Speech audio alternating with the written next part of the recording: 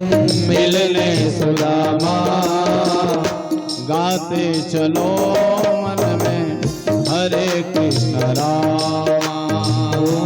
गाते चलो मन में हरे कृष्ण रामा। हरि बोल।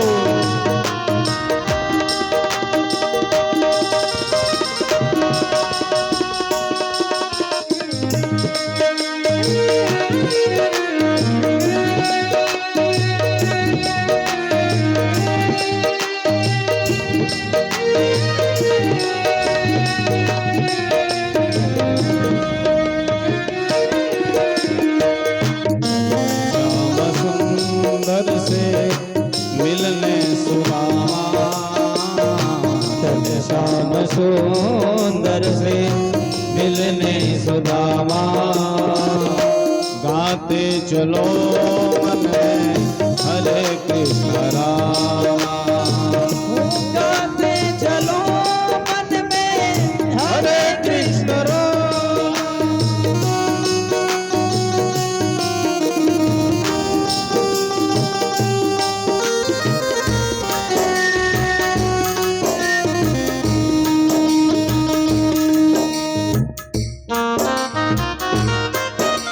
और ध्यान देना सभी, आज सुशीला 3 घर से 3 मुट्ठी चावल को लेकर के आती है, बांध करके पोटली सुदामा जी को प्रदान करी। सुदामा जी ने अपनी कांख के अंदर उस पोटली को दबा करके, पैर के अंदर कोई जूते नहीं है, कोई चप्पल नहीं है, ध्यान दे रखना, विपत्ति।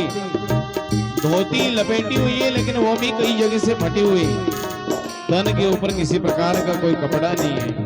और भगवान द्वारिकाधीश के नाम का स्मरण करते हुए यात्रा को आगे बढ़ाते हैं साहब।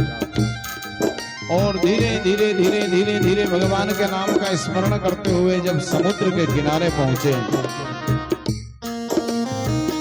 तो समुद्र को पार करने के लिए और नौका में बैठकर जाने के लिए पैसे भी नहीं उनके पास में, तो क्या दे उस केवट को। लेकिन जिसके पास में कुछ नहीं होता है उसका होता है सावरिया सेठ। और आज वही दीनबंधु भगवान द्वारिकाधीश एक सुंदर सी नाव लेकर के इस किनारे आते हैं और सुदामा जी को बिठाते हैं और उस पार लगाते हैं। बोल सावरिया सेठ की जय। आज सुदामा जी को समुद्र की उस पार छोड़ा, लेकिन जब तक सुदामा जी के शरीर के अंदर इतनी विपत्ति आ गई साहब कि अब चलने की नहीं बने, फिरने की नहीं बने, घूमने की नहीं बने। अरे कन्हैया, अब तक जो तेरे नाम ले रहा था मैं अपने मुख से कि श्री कृष्णाय वयम नमः या ओम नमो भगवते वासुदेवाय नमः, ये बोलने का सामर्थ्य भी मेरे अंदर नहीं बचा है। अब मैं इसी समुद्र के किनारे एक मिट्टी को लेकर के तकिया बना करके इसी मिट्टी के तकिए के ऊपर यहीं पर सो जाता हूँ। अब यदि मिलने की इच्छा रखता है तो तू स्वयं प्रकट होकर के मेरे पास में आना, तो ही मैं तुझे दर्शन दूंगा, अब तू मुझे दर्शन नहीं देगा। और वही सुदामा जी समुद्र के किनारे सो गए साहब। तो साक्षात भगवान द्वारिकाधीश को आना पड़ा और सुदामा जी को योग माया के द्वारा द्वारिका नगरी के अंदर प्रकट कर दिया। बोल सच्चे दरबार की जय। कुछ समय के पश्चात में जब सुदामा जी सुंदर सा निवेदन करते हैं, भूख लगती है, प्यास लगती है और ये जिंदगी उदास लगती है। कैसे आऊं तेरी द्वारिका नगरी, आस भी निराश लगती है। अरे आप चलने फिरने की नहीं बने कन्हैया। और जैसे ही उठ करके देखा तो सुंदर सी द्वारिका की गलियां नजर आने लगी साहब।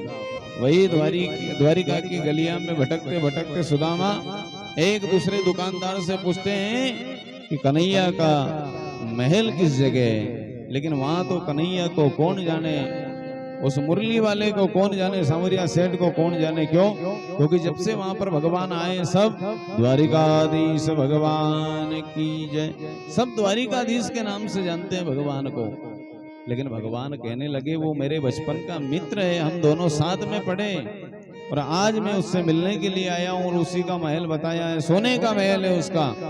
तब किसी दुकानदार ने कहा कि एक काम करो, आगे जाइए, वो कृष्ण का महल नहीं, वो तो भगवान द्वारिकाधीश का है। सुदामा विचार करे, अरे भाई हो सकता है कभी नाम बदल दिया, अब द्वारिकाधीश पड़ गया होगा नाम। और देखो, यदि आपके बचपन का मित्र यदि कोई विधायक है, कोई सांसद है या कोई मुख्यमंत्री है, तो आप ऐसे बात नहीं करोगे कि आओ मुख्यमंत्री।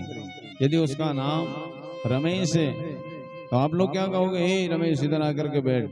विधायक है तो तू अपनी जगह है, लेकिन अभी अपने दोस्त हैं सब, या मेरे पास में आकर के बैठ।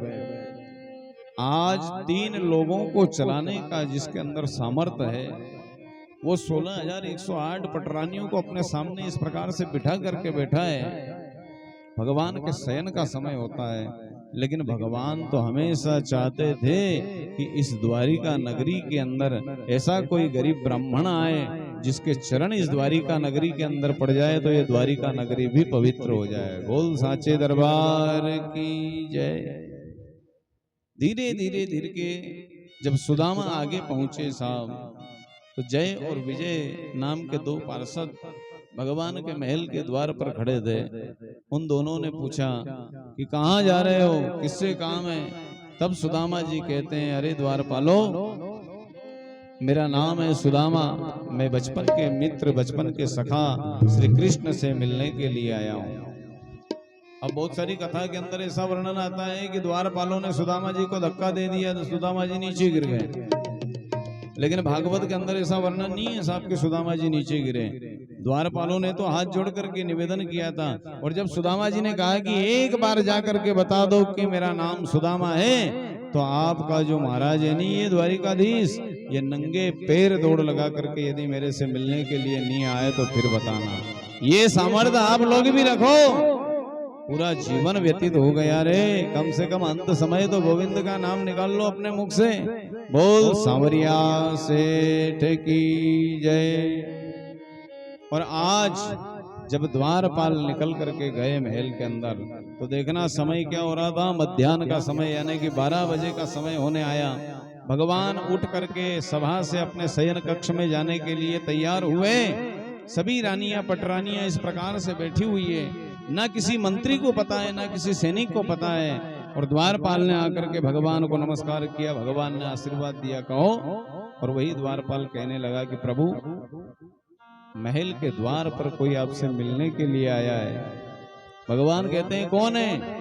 हीरे जवाहरात दे दो, सोना चांदी दे दो, और उसे कह दो कि चला जाए, जो इच्छा है वो पूरी करो उसकी। द्वारपाल कहता है कि इतना गरीब ब्राह्मण है कि पैर के अंदर कोई जूता नहीं है, कोई चप्पल नहीं है, तन के ऊपर किसी प्रकार की कोई पगड़ी नहीं है, शरीर के ऊपर कोई कपड़ा नहीं है साहब, और वो धोती पहना हुआ है, धोती भी कई जगह से फटी हुई है। और यदि हीरे जवाहरात की बात करें तो वो कहता है कि मेरे समान सब मिट्टी है, मेरे पास में हीरे जवाहरात मत लाओ। भगवान कहते हैं कि नाम बताया? बोले हाँ नाम बताया। क्या नाम है? तो बोले कि सुदामा। और जैसे ही भगवान ने सुदामा के नाम को सुना साहब, तो वही अपने सिंहासन को छोड़ दिया, नंगे पैर भगवान द्वारिकाधीश दौड़ लगा देते हैं। कहीं पर भगवान का दुपट्टा गिर जाता है, तो कहीं पर भगवान का सोने का मुकुट, और जा करके सुदामा को इस प्रकार से अपने गले में लगा लेते हैं। सुनते ही दौड़े चले आए मो